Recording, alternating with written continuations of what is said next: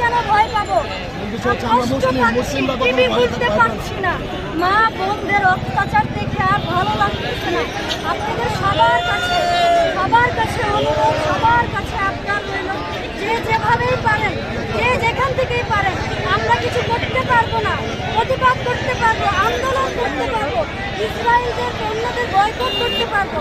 আমরা ঘরে বসে না থেকে, এই যে বড় বড় ছেলেবেটিরা, বড় বড় দেশেরা দূর থেকে বসে বসে দেখতেছেন, দেখলে হবে না, সবাই একসাথে হতে হবে, একজোট হয়ে কাজ করতে হবে।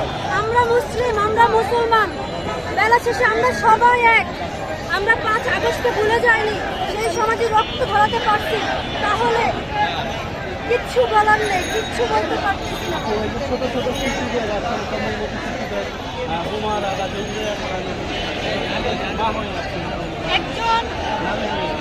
একজন নারী হয়ে বলতে চাই, যদি কিছু করতে না পারে, ফিলিস্তিনিদের কাছে যাওয়ার জন্য ভিসাটা খুলে দেন, আমাদের সে ব্যবস্থা করে দেন, আমরা যাবো।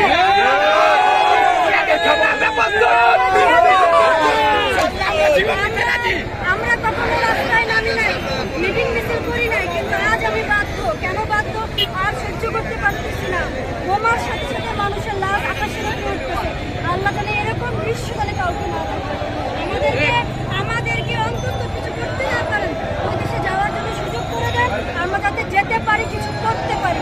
সবার কাছে অনুরোধ, ঘরে বসে না থেকে আমরা আন্দোলন করব, রাস্তায় নামবো, যাতে আমাদের ছোট ছোট আহ্বান সবার কাছে যাতে পৌঁছায় দেয়। সবাইকে আসসালামু আলাইকুম, ধন্যবাদ।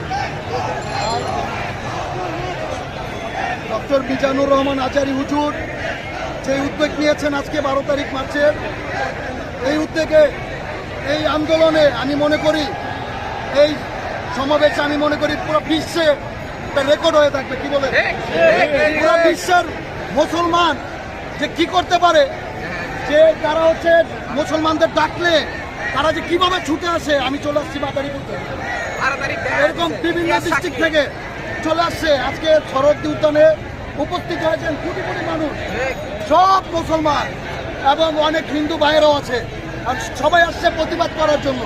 কারণ ইহুদিরা ইসরায়েল যা শুরু করছে, এই প্রায় হচ্ছে 40 বছর আরো আগের থেকে এই ফিলিস্তিনের উপর হামলা করতেছে। আমরা আমার বাচ্চা দাদা দাদির থেকে শুনতে পাচ্ছি যে অনেক আগে থেকে তারা